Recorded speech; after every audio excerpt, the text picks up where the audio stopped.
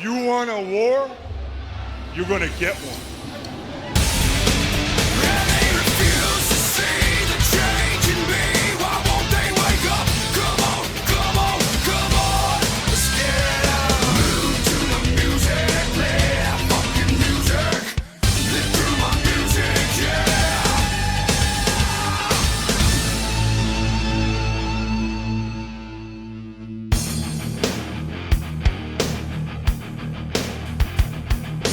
Hey yo soldiers, welcome back to Reliving the War and welcome to the 30th of October 2000. This week Raw's in Boston, Mass, while Nitro's in Irvine, California.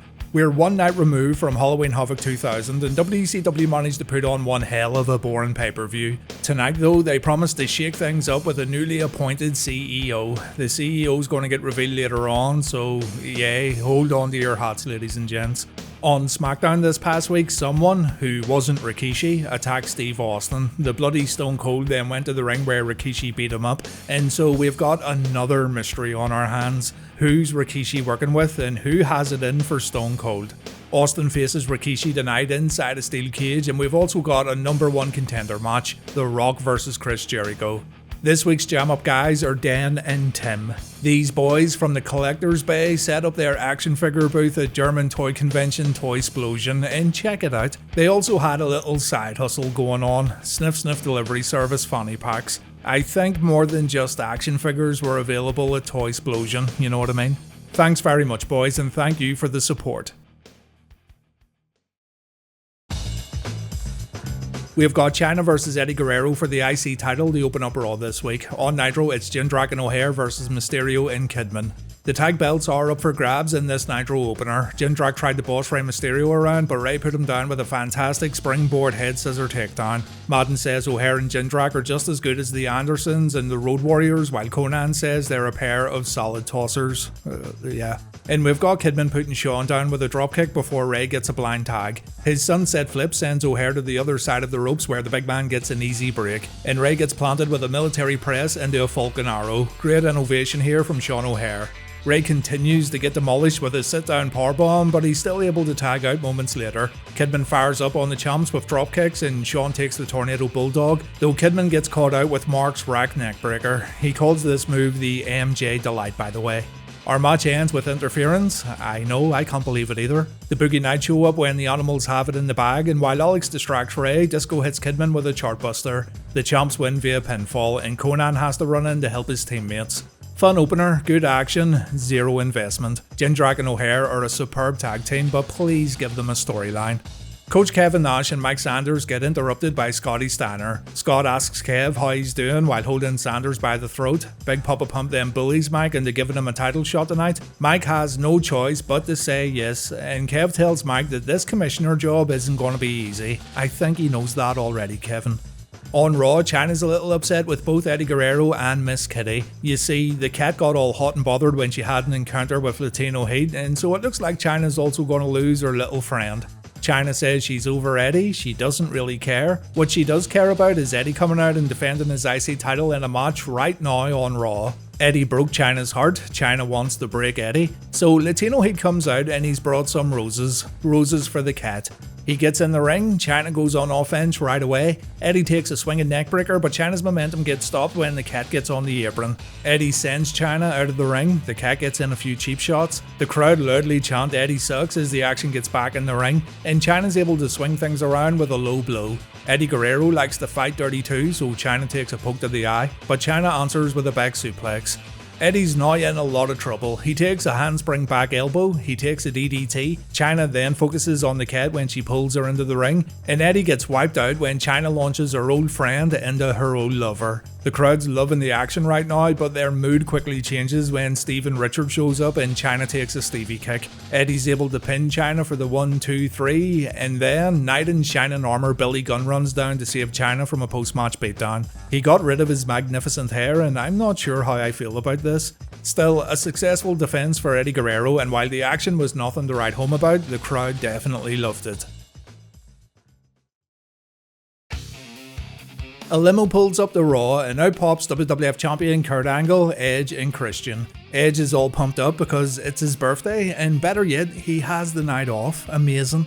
These three are going to have a party, and it's all thanks to Stephanie McMahon. Little Miss McMahon also spoke with Commissioner Foley, and Kurt Angle doesn't need to defend his belt tonight, so it's party time on Raw.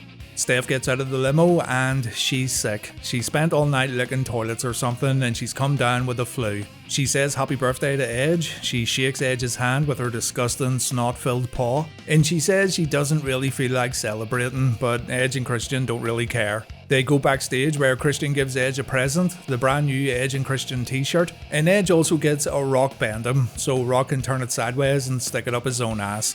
Triple H walks in, he's wondering what the hell's going on. The boys decide to play a game, seeing as the games join the party, and yeah, scissors totally cuts paper. A bit later on, the boys realise they've got streamers and kazoos. Streamers rule. Yeah. Long live the stream. Yeah, and long live the zoo. And the lads get up to play their theme music on those kazoos. It's fucking brilliant. Triple H loses his patience, so Edge and Christian decide to play Hunter's music too. It's my time! It's my time! It's my time! Come on, get out! Next on Raw, it's the Right to Censor versus Team X-Treme. On Nitro, it's Reno versus Kwee for the hardcore title. Yep, Reno versus Kwee. A very sparkly Kwee. All annoyed that Reno hit Paisley with a roll of the dice on Thunder, so he wants some revenge. It's basically another match to show how much of a bad man Kwee is when he gets angry. We have seen it all before, we all know. To his credit, this sunset flip from the guardrail was pretty sweet, but after this move, Reno took control and we fall into a standard WCW hardcore match. Kwee gets catapulted into some trash cans, Reno takes a shot with a kendo stick on the outside. Kwee also utilised his pink trash can, but when the two headed up the entrance stage, the natural-born thrillers launched an attack. This is where our match ends, folks. Jindrak and O'Haire pull off their impressive double bail as they throw Kwee back into the ring, and Reno wins it with a roll of the dice. I don't envision people buying tickets to see a Reno vs Kwee match really, but over on Raw, I can certainly envision fans spending their money to see the Hardy Boys perform. A prime example of how the WWF were simply better at building new stars. Ivory says the clothes the Hardys wear, the colour of their hair, and the company they keep is a disgrace to everyone who looks up to them. We're judged by the company we keep, ladies and gents. And seeing as the Hardy Boys run around with Lita these days, well, that says it all really. Ivory calls Lita cheap, Lita's apparel's appalling, and she sends a terrible message. A message that all women are objects. So here come the babyfaces to a huge reaction, and we start off with Jeff Hardy making easy work of the goodest of fathers and the bullest of Buchanans. The crowd pop when Lita and Ivory get in the ring. Ivory swings her nemesis by the hair, but Lita comes back with a drop toe hold. Buchanan gets a blind tag, Lita quickly gets out and she tags in Matt. We see the Hardys double team leg drop before the RTC take the lead, and Matt gets demolished as we await the hot tag. Goodfather misses a hoe train and this allows Ivory to tag in. Matt's all about those equal rights it seems as he slams Ivory to the mat. Jeff finally gets tagged in and the RTC gets stacked in the corner for poetry in motion. Team X-Treme get together for a triple DDT. Matt dives to the outside and Lita soon follows to give her teammate a hand. We see a swanton bomb from Jeff onto Ivory because Jeff's all about those equal rights too. And the match ends when Steven Richards gets involved again and we see another Stevie kick. That's 2 for 2, folks. Ivory pins Jeff, the Right to Censor win. A fun match here that got the crowd on their feet. Rikishi tells Tony Gonorrhea to go find The Rock. Rikishi has something to say to his cousin and Tony's got that blank look on his face that he always has. This fella's definitely got other things on his mind, like what he's going to order from McDonald's after tonight's show. Well, Tony Gurria's a legend, fuck off. We've got promos next. Sir William Regal on Monday Night Raw and General Rection on Monday Nitro. Mean Gene interviews the new US Champion and the General wants the MIA to join him for this interview. The WWE Network folks took the effort to dub over the MIA theme when Rection made his entrance, but they forgot to do it when the other Misfits joined him in the ring. Rection rips the Canadian sticker off the US title. He then begins talking like winning the US Championship was a massive deal and they're trying to make this like some sort of Rocky story. But man, do we really care? I mean, yeah, Hugh Morris has been part of Nitro since the very start and it's good to see guys get their break, but was anyone really chomping at the bit to see him win a title? It's like Rection's making this a big deal in his own mind. He says the title represents WCW's hard workers like Kidman, Mysterio and Conan. He says it represents the guys who are looked at as C-team players, and if he has to retire right now, he'd be happy. Nah mate, your day will eventually come and you won't be going out on your own terms. It gets even more bizarre. Mean Gene leads a round of applause for Rection, and the whole roster comes out to applaud the General. Arn Anderson's here, Mike Tenay's here, Booker T and Bill Goldberg show up, and I just can't buy into this, guys. I'm sorry. This feels super, fabricated, you know what I mean? Goldberg says all the boys and everyone watching at home appreciates the General. Billy Boy then says the streak had to start somewhere, so yeah, thanks for getting your ass kicked, Rection. And thank you, sweet Jesus. Lance Storm appears on the screen, and Lance reminds Rection that he didn't beat Lance last night, he beat Duggan. Storm wants a rematch. He wants to know if Rection's man enough to face him one-on-one, and the General's way ahead of the former champ. Rection already went and got the match booked for WCW Mayhem. Goldberg tells Rection to shut Lance up for good at the pay-per-view, and I don't know, guys. I don't know if I'm being overly harsh or if I maybe missed the bandwagon, but I've no idea why we're celebrating General Rection in this manner. One of the most forced glazings I've ever seen on a wrestling show. On Raw, William Regal has a bone to pick. He's a bone to pick with Boston and the Boston Tea Party. He says if these people's ancestors had a problem with King George's taxes on tea, then they should have lodged a complaint with Parliament. They didn't need to throw perfectly fine tea into the harbour. These modern day Bostonians haven't been behaving themselves in an acceptable manner either, so Regal's made a list of 127 ways these people can improve their lives. Number 1, use napkins. Number 2, the Red Sox suck. There's no reason to take it out on the rest of us. Number 3, well, we don't get that far because American Badass plays in the arena and The Undertaker shows up on his tricycle. After circling around the ring, The Undertaker gets inside the ropes. Regal tries to protest, but it's no good. Instead, Regal's gonna go for his last ride and... yeah, there you go. Close one, big man. Taker then says Regal talks funny. That's all he says. And I'm sure Regal thinks you talk funny too, mate. Watch your mouth. Rock tells Rikishi to stay out of his life, and Rikishi can't believe what he's hearing. Rikishi's been there for Rocky ever since Survivor Series, and now the big man needs help in his upcoming match against Austin. Rock says okay. He tells Rikishi that he does have his cousin's back, and when Rock leaves the dressing room, Rikishi seems pretty happy with himself. I wouldn't go celebrating just yet, lad.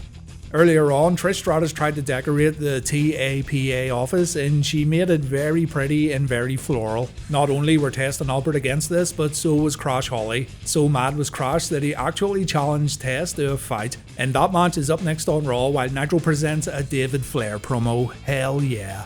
David has the results from the DNA test. He managed to get some of Buff Bagwell's blood. He gave it to his very competent lab technicians who just so happened to be at Halloween Havoc. And guys, guess what? Buff Bagwell is not the father. So that means the last month was all for nothing. Fantastic. David wants to know who the dad is, and that's when M.I. Smooth shows up. Smooth explains that he didn't say Buff Bagwell was the father, even though Bagwell was on the videotape from ages ago. Buff's now angry at Smooth, and that means Smooth's angry with young David. The former Ice Train wants to fight David right now. Flair Jr. says he's not in the mood, but the match begins anyway, and we've got Ginger Ref overseeing the festivities. David pulls off a few chops in the corner, the same chops he taught his dad to do. Smooth repays him with a few chops of his own, and young David gets squished in the corner. David goes up and over the top turnbuckle. When the two get back in the ring, he tries a sunset flip, which he surprisingly pulls off. But David's really no match for this guy who hasn't wrestled on Nitro in like 3 years or something. The match ends with David taking a splash and a sit-down full Nelson bomb. And I seriously hope we're going to see something come of this, as M.I. Smooth scores the biggest victory of his career tonight on Nitro. Jimmy Hart then issues an open challenge to disc jockeys across America. Not joking. Jimmy Hart just really hates DJs, and he wants to cleanse the United States of anyone who spins a disc. I don't know what to say, really. The Crash Holly vs Test match is a hardcore affair, and okay, that was good. Trash can to the dome. We immediately go to the entrance area where Test jumps off the stage while holding a trash can lid, but oh ho ho ho, look who's watching backstage. Blackman either wants his hardcore belt back, or he's looking out for aliens in the audience. Back in the ring, Trish gets on the apron and Test bumps into her. This doesn't give Crash a victory, but he does pull off a fantastic tornado DDT. Test answers with a big boot. He then goes outside to find another trash can. That trash can gets put on top of Crash, and our match ends with a big elbow drop. Pretty sure this would hurt Test more than Crash, but there you go. The Boogie Knights cut a promo next on Nitro. On Raw, we've got Rikishi versus Stone Cold Steve Austin inside a steel cage. We get an Austin promo where he invites his unknown attacker from Smackdown to show up for this upcoming cage match. Stone Cold knows that's not going to happen, but he thought he'd send out the invite anyway. Austin promises to leave Rikishi a bloody mess inside the cage, and Stephanie McMahon says she'll head back to her hotel room after this showdown. Both Kurt Angle and Triple H are worried about Steph's well-being, so she's gonna go home and get some rest after this next match.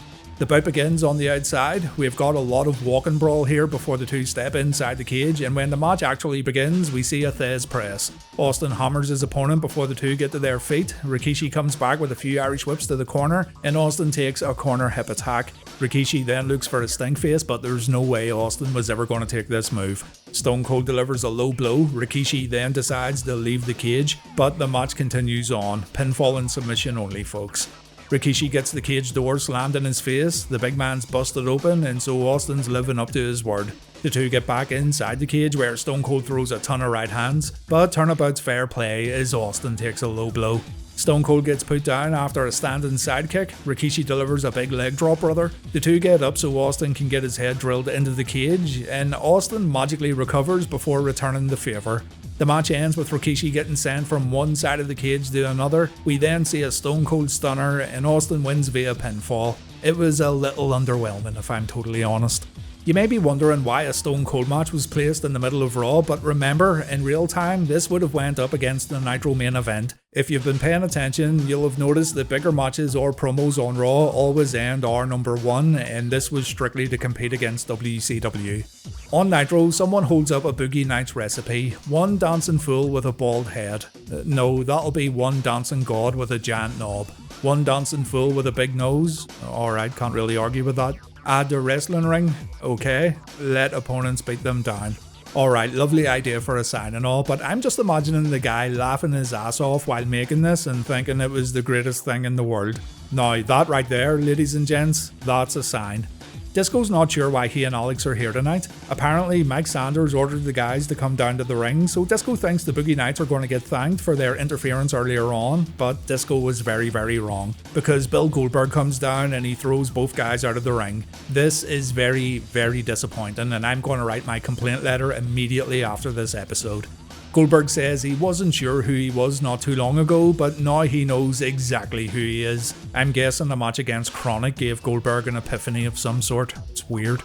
Goldberg says he's going to beat his original streak number, and that means everyone in the back's next. He's currently at 14-0, and WCW won't be in business long enough for Billy Boy to break the original streak. Saying that, they could probably give him 50 wins next week and no one would bat an eyelid.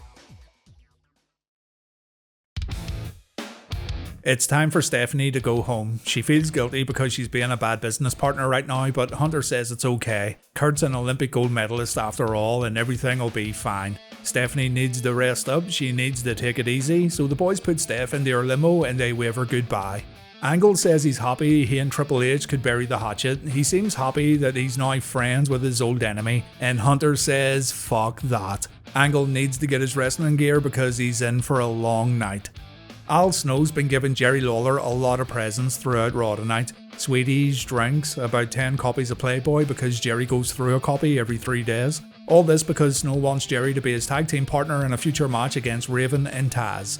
Back in the ring, Stevie Richards has issues with Billy Gunn, and that's because he uses the name Mr. Ass. Would Mr. Buttocks be more suitable, Stephen? You want to be thankful he didn't call himself Mr. Shitepipe.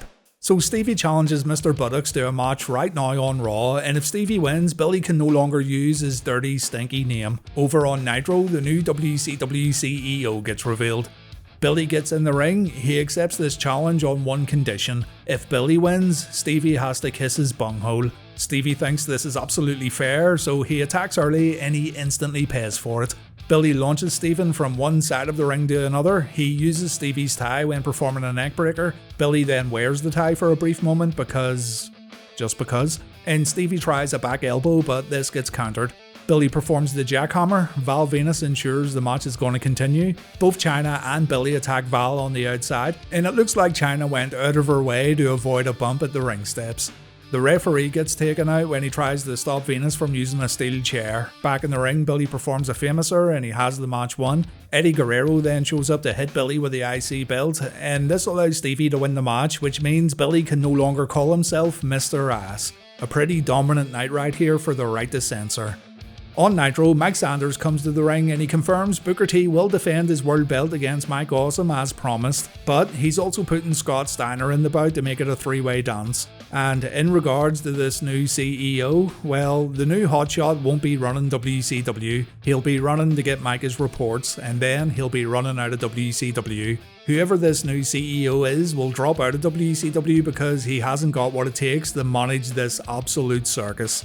Ric Flair's music then plays, the Nature Boy makes his way down to the ring, and sweet Jesus, we're going back to Ric Flair running WCW, one of 1999's most dominant WCW storylines and one that went sideways after mere weeks. Rick introduces himself to Mike, he confirms that he is the new CEO, and while Rick admires Mike as an entertainer, he's been doing a terrible job running this company. So Slick Rick's here to oversee Mike's day-to-day business, and Mike's going to play by the rules from now on. Everyone in the back's going to start working, and that includes Mike Sanders. So before Mike gets dismissed, Flair books a Sanders vs Ernest Miller rematch for tonight. No outside interference, no shenanigans, the cat face is above average later on. Mike leaves. Rick says WCW is the greatest wrestling company in the world, but the company has a lot of problems too. Rick's job is to fix WCW, and he promises to bring World Championship Wrestling back to the promised land. I don't think that's going to happen, guys. Rick then confirms that he asked Lex Luger to look after young David last night. Lex did just that when he attacked Buff Bagwell, and Rick tells Lex he's going to keep his word. No idea what this means. The commentators think Rick's brought Lex back full time, but again, it's the same problem Rick had when he served as WCW president. He's using his stroke to benefit himself. Jeff Jarrett shows up, his mic doesn't work, so we've got a long delay. Double J says this is a big joke, because if anyone knows about jokes, it's definitely Jeff Jarrett. And Double J says when civilization ends, only cockroaches and Ric Flair will roam the earth. He's probably right, you know. Rick confirms again that he's the CEO, there's nothing Jeff can do about it, but Jarrett says things have changed around here, and if Flair steps in his way, then Jeff will make Rick's life absolutely miserable. Rick says he's retired, he's not here to fight, but he is here to run the company, and that means he's Double J's boss. So, what are we thinking here, folks? Ric Flair calling the shots once again, eh? Good move? Bad move? Couldn't care less? Kinda makes the whole Mike Sanders commissioner stuff pointless, but sure, let's move on. Oh yeah, one more thing. WCW tried to add a bit of mystery to the CEO announcement by showing this footage right here. But moments before this, they gave it away when Rick opened the door before commencing his walk. Top work, lads. Well done. Back at WWE New York, X-Pac runs into his old girlfriend Tori. Pac hasn't seen Tori since the Dudleys put her through a table at King of the Ring. He didn't visit her in hospital after her shoulder surgery, so Waltman gets smacked in the face because he's such a sad little loser.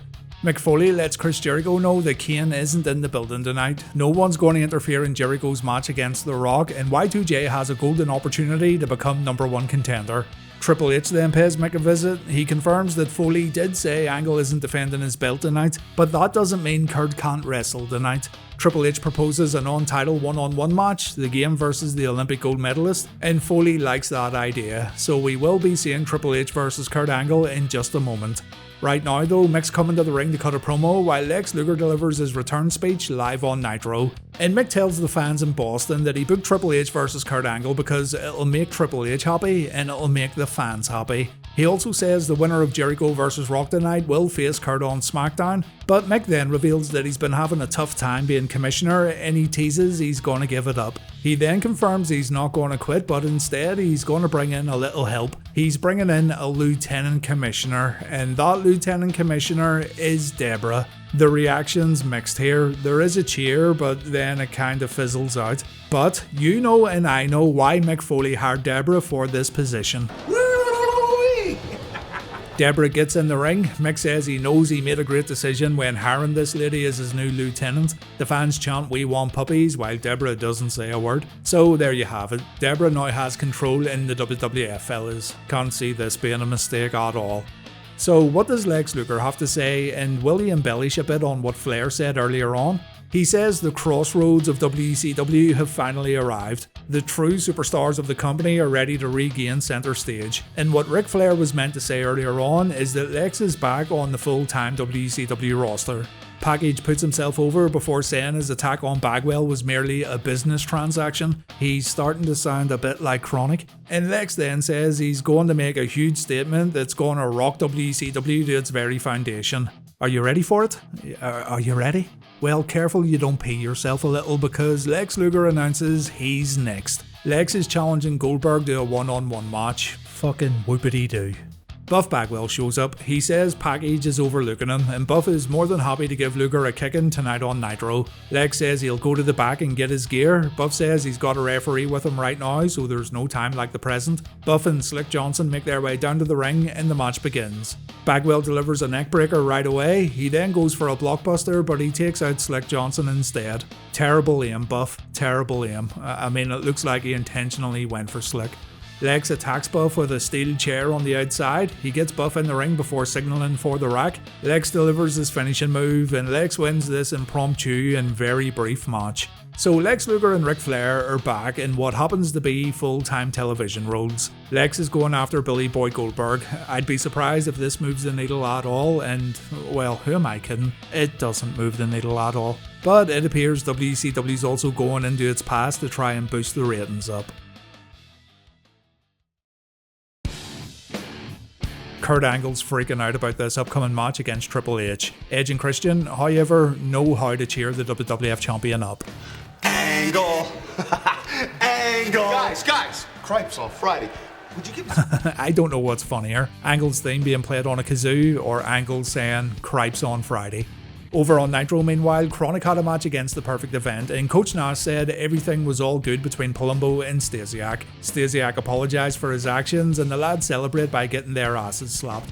Not joking, legit slap asses on Nitro, guys. Good game! Stop it! We have reached the point of no return. Turns out Stasiak wasn't sorry at all, and he decided to walk out of the match when the going got tough. Palumbo got wrecked by the two Bryans, and so Nash and the other Thrillers went looking for Stasiak in the backstage area. Sean's already left the building, it seems, and I'd assume he's no longer a member of the natural-born Thrillers. Next on Raw, it's Kurt Angle vs Triple H one more time. On Nitro, we've got Mike Sanders vs Ernest Miller. Kurt comes to the ring in a tracksuit. He's not prepared to wrestle tonight at all. The match begins and Hunter destroys Angle with a back elbow and a back body drop before the champ gets sent outside. And Angle gets tossed out again when he thought he had Triple H stunned. At the ringside area, Kurt gets whacked off the ring steps and off the commentary table. Back in the ring, it's a neckbreaker from Triple H and an old-fashioned ring post nut shot. I'm not sure about this, guys. Is Angle supposed to be the champion here or what? Kurt stops an aerial attack and Hunter takes a belly-to-belly. That's more like it. He then sends Hunter back outside and the two have a brief fight in the audience. But this is where our match ends, folks, as the two head back over the barrier. Hunter wants a repeat of SummerSlam. He wants to put Angle through the announce table with a pedigree. Unfortunately, Angle does take the move and he does take the bump, though this time, thankfully, he avoided getting concussed. Hunter brings Kurt back into the ring, he starts laying in the punches, and Tim White wants Triple H to stop. The game isn't going to listen to the referee, and he'd actually prefer to throw Tim White across the ring, and this leads to Hunter getting DQ'd. The table spot was fine, touching the referee is a strict no-no. Hunter grabs the mic, he says if you want a disqualification, he'll give you a disqualification. He then grabs a chair and he goes after Angle again, and Tim White decides to stop Hunter by taking the chair away. Hunter ends up hitting the referee with a pedigree, Angle takes a chair shot, Edge takes a chair shot, and Christian also takes a pedigree before Hunter's music plays in the arena. Seriously, this was terrible in my opinion, and you know by now that I've defended Hunter during times when everyone else says he was only out for himself and what have you, but destroying the WWF Champion in this manner doesn't do Angle any favours whatsoever. E&C were also highly entertaining tonight, but you can wash that all away thanks to the dominance shown by Triple H. Like, none of that matters, it's all about the game. Yeah, this wasn't good. Ernest Miller saw something terrible today, the worst thing ever. He saw fat ass Mark Madden in the shower butt naked. His backside has so many dimples that it looked like it was smiling at the cat. Mike Sanders, meanwhile, wants to put the past in the past. He wants to make peace, but the cat wants a fight. So the bell rings and Cat dominates his opponent. Standard stuff. Mike Sanders turns it around with a punch to the balls while a giant ball flashes on our TV screens. And we then go outside where the Cat takes someone's drink and he smashes it over Mike's head. Mike performs an eye rake when getting back in the ring. Was just about to talk about how boring this match is, but Mike then performs a chin lock and I feel very stupid. Mike misses a lariat, Miller replies with a kick. Miller wins clean with a feliner, but something's missing here. Someone should have been at ringside for this match, and that would be Miss Jones. Shane Douglas is in the back with the Cat's manager, he's holding her hostage, and so Miss Jones gives the franchise a slap to the face. To make Jonesy pay for this, Shane delivers a backbreaker for some reason, and he leaves the room while the Cat rushes to the back. By the time Miller makes it to the backstage area, Shane's already gone, and Ernest promises to make Shane pay for this heinous crime. Shane Douglas vs Ernest Miller feud coming up, folks. I can hardly contain my excitement.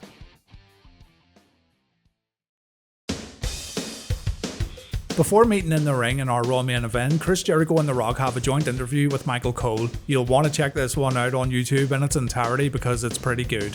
Y2J says this is Raw is Jericho. Rock interrupts Chris to do his finally routine, and Jericho didn't appreciate getting interrupted, so he tells The Rock to shut the hell up. Rock catches Jericho out with a "it doesn't matter." The two continue interrupting each other, and Jericho commits the cardinal sin of ripping off The Rock. If you smell what Y2J.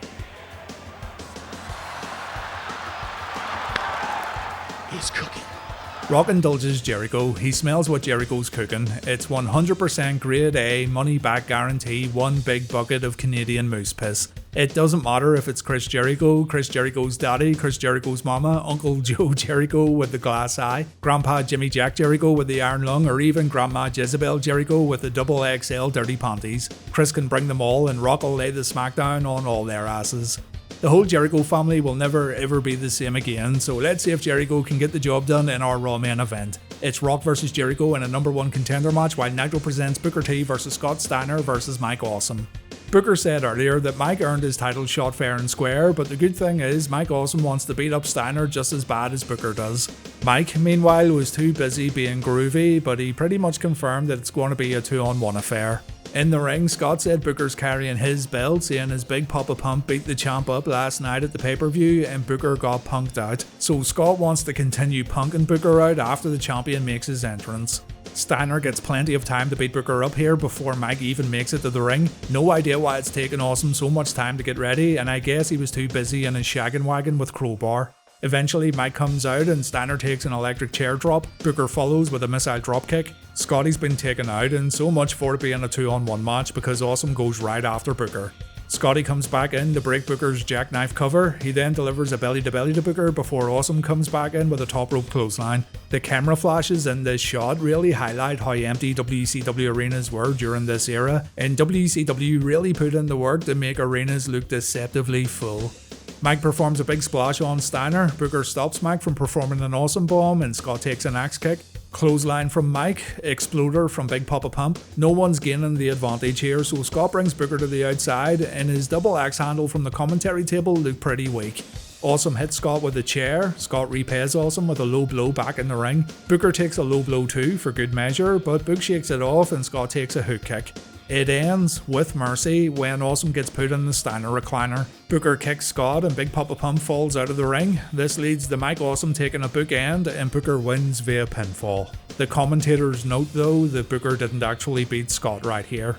Scotty beats up a bunch of security guards before heading back up the ramp, and Book grabs a mic afterwards to challenge Scott to another fight. I'm guessing there was too much airtime left. Scott doesn't return. Booker says don't hate the player, hate the game, and Nitro fades out just as Scott shows up again on the ramp.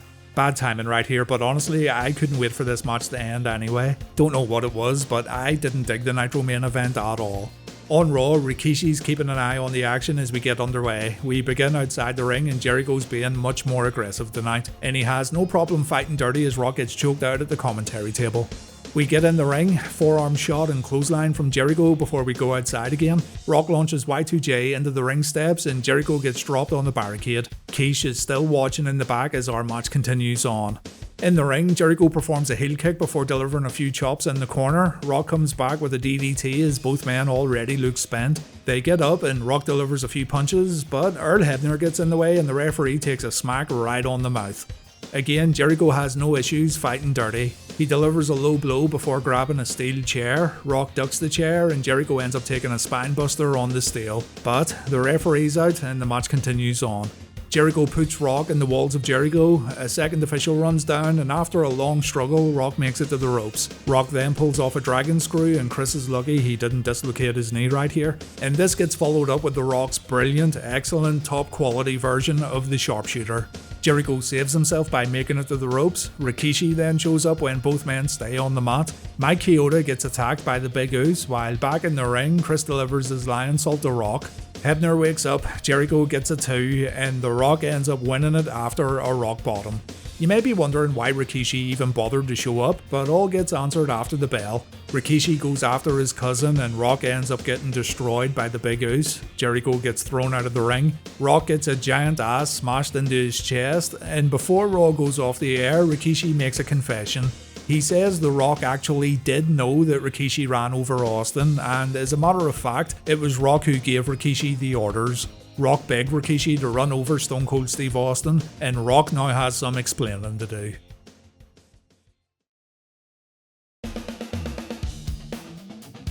Raw was better than Nitro this week, but I honestly didn't think much of Raw either. Both shows started off well, but I felt a wee bit burnt out by the end, and that's not usually like me at all. Don't know what it is, but Nitro just felt like the same old stuff, and the outcome of Angle vs Triple H does leave a sour taste in your mouth.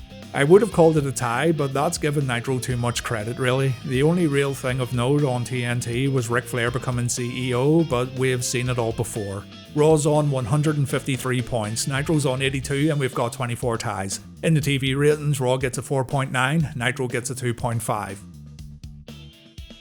We have 18 more head-to-head episodes of Reliving the War left, guys. We've also got 3 unopposed episodes of Raw at the end of the year, so time is quickly running out for WCW.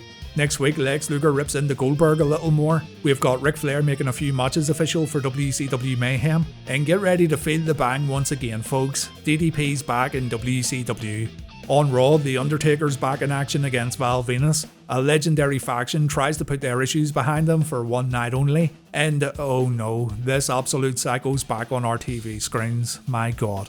Thanks for watching, folks, as always, and thanks for continuing this journey with me right until the bitter end. See you all next time, and please take care.